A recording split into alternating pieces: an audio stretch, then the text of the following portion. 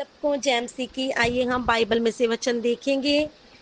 लूका 19 अध्याय 1 से लेकर 10 तक जकई के बारे में। यीशु मसीह यरीहो में से होकर जा रहे थे। वहाँ एक जकई नाम का एक पुरुष रहता था, जो चुंगी लेने वालों का सरदार था। धनी मनुष्य था। वह लोगों से टैक्स वसूल किया करता था। वह जबरदस्ती जरूरत से ज्यादा पैसे लोगों से वसूल करता था और लोगों को परेशान करता था। दुष्ट से कमाया धन से कोई भी लाभ नहीं होता। किसी का हक मार के हम धनी नहीं बन सकते, इसमें हमारा ही नुकसान है।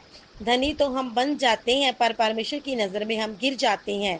इसलिए हमें ध्यान रखना है, कमाया गया धन हम ईमानदारी से कमा रहे हैं। जकई नाटा था, छोटा था। जब यीशु मसीह यरीहो में से होकर जा रहा था, वह भीड़ यीशु मसीह के चारों ओर थी। जकई भी यीशु मसीह को देखना चाहता था। छोटे कद के होने के कारण यीशु मसीह को नहीं देख पा रहा था।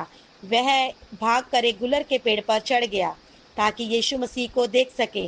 जकई भले भले ही न्यायी धर्मी व्यक्ति था, फिर भी वह यीशु मसीह को देखना चाहता था। उसने यीशु मसीह के बारे में सुना था।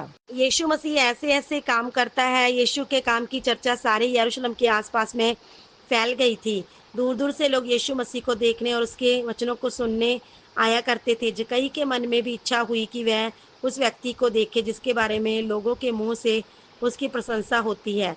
उसने नाटेपन का ना विचार करते हुए यीशु को देखना चाहा। उसका नाटापन यीशु मसीह को देखने के लिए रुकावट बन रहा था। उसने हार नहीं मानी। मैं इतना नाटा हूँ, मैं प्रभु तक नहीं पहुँच सकता। वह यीशु को देखने के लिए एक गुलर के पेड़ पर चढ़ जाता है कि वह प्रभु यीशु मसीह को देख सके। हमारे जीवन में भी कुछ ना कुछ कमी रहती है। कभी कभी हम सोचने लगते हैं कि मैं तो ऐसा हूँ, मेरे जीवन में बहुत सी कमियां हैं, मुझे प्रभु ग्रहण नहीं करेगा, मैं कैसे प्रभु के पास जाऊं। जकई को देखो, उसकी शारीरिकता कमजोरी को प्रभु से मिलने के लिए बांधा नहीं बनने दिया। वह उसका उपाय ढूंढ लेता है और प्रभु को देखता है। फिर प्रभु यीशु मसीह उस रास्ते में से होकर जाते हैं। जकई को कहते हैं, हे जकई नीचे उतर आ, मुझे आज तेरे घर में रहना अवश्य है। तब जकई नीचे उतरकर आनंद के साथ प्रभु यीशु मसीह को अपने घर ले जाता है। तब वहाँ जो लोग उधर खड़े थे, प्रभु यीशु मसीह के बारे में सोचने लगे। लोग यीशु मसीह के बारे में यह कहने लगे, वह तो एक पापी मनुष्य के जहाँ जा उतरा है। हमारा प्रभु हमारे जन्म से ही पहले हमें जानता है। यदि हमारे अंदर प्रभु की इच्छा को पाने की जरूरत होती है, फिर प्रभु किसी न किसी तरह हमारे ऊपर अपने आप को प्रकट करते हैं, चाहे वह प्रार्थना हो चाहे वचन। जब जकई ने पश्चाताप किया, फिर प्रभु यीशु मसीह ने कहा, आज इस घर में उद्धार आया है और मनुष्य का पुत्र खोए हुए लोगों को ढूंढने, उनको बचाने के लिए आया है। प्रभु ने जकई को स्वीकार किया और उसको उद्धार भी दिया। उद्धार का अवसर सबको मिलता है, चाहे वे पापी क्यों ना हो। यीशु मसीह सबको अपनाते हैं।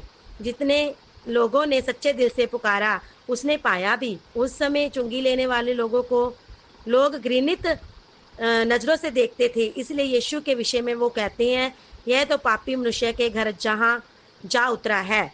ऐसा नहीं कि प्रभु सिर्फ धर्मी के लिए ही आया है, उनके घर ही जाता है। वचन में लिखा है, वह धर्मी को नहीं, वह पापियों को मन फिराने के लिए बुलाने आया है।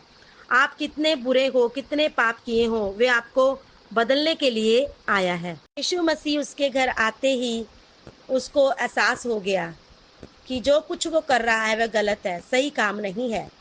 उसने अपने आप को सुधारने के लिए, अपनी गलती को सुधारने के लिए निर्णय लिया। जब जकई की मुलाकात यीशु से होती है, जकई का जीवन बदल जाता है।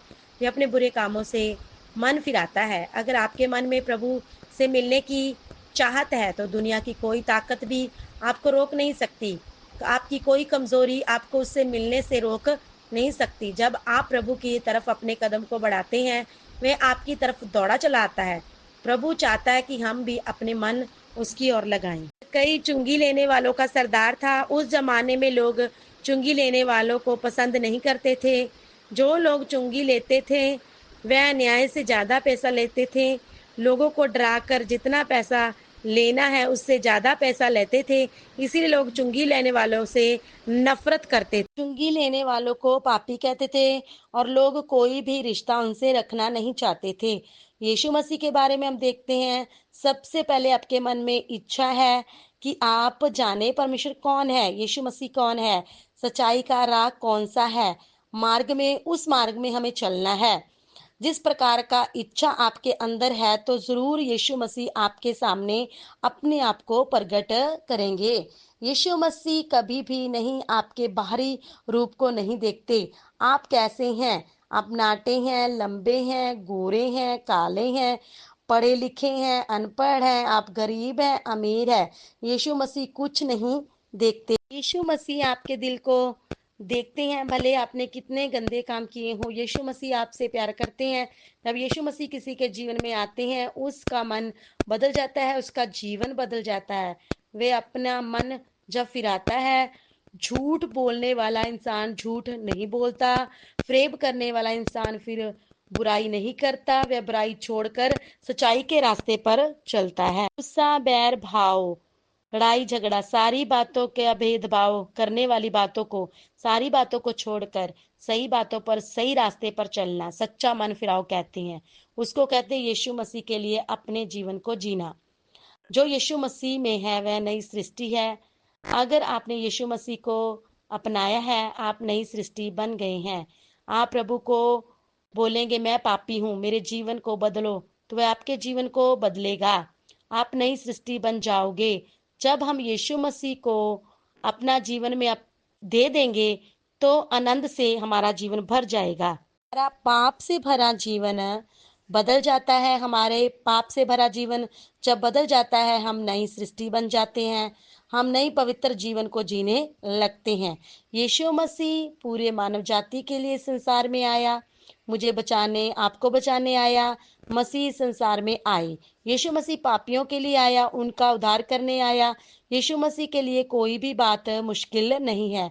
अगर आप अपने जीवन को यीशु मसीह के हाथों में सौंपेंगे, यीशु मसीह आपका सारे पापों को माफ करेगा, आपको हमेशा का जीवन देगा। आमीन।